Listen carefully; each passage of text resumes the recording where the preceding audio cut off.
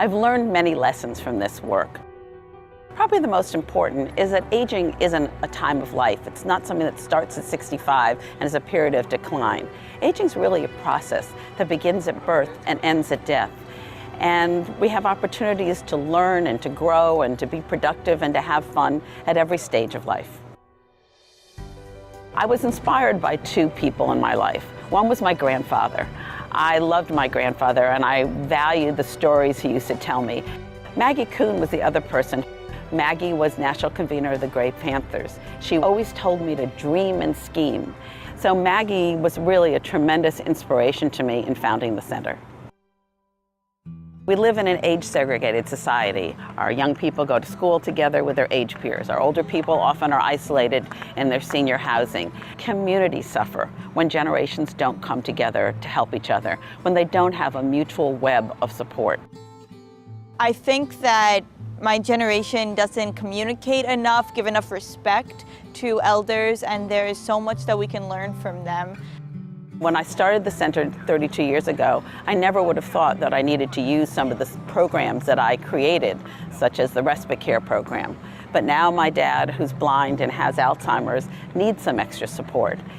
It's not just the people that he's surrounded by, the people that he lives with, is someone taking time out of their day because they're genuinely interested in getting to know him and to make sure that he's all right. Intergenerational work is about both building relationships across ages and bringing generations together to address critical community issues. I've learned that it's a lot easier than we think to relate to someone else. We can dance. We like to dance. We love to dance. It's both, helps us get fit. It helps us communicate. Together, young people and older people engage in lots of different activities, like Tai Chi. They learn a little bit of the Chinese culture, and they also know that the older people not just sit at home and do nothing. We still can contribute something to the society. Instead of sitting around and being in a senior citizen place, I'm on the move. I'm on the move a lot, which is healthy for me.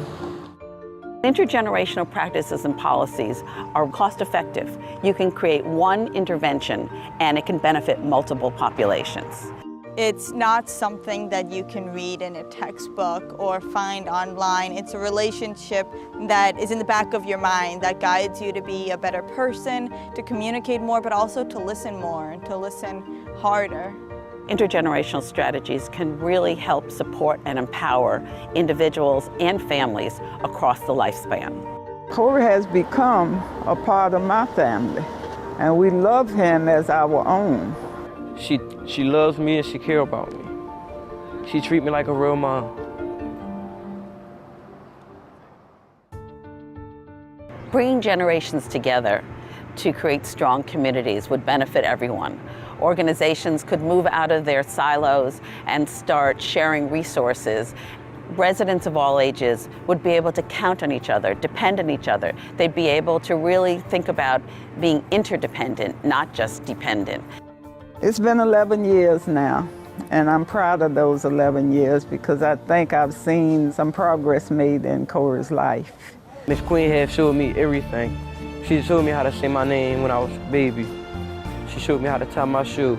She showed me how to ride a sub. If it wasn't for Miss Queen, I would have been locked up right now. In a world where we could communicate across all generational lines, all cultural lines, I see more understanding, more love, better communication, more respect for each other.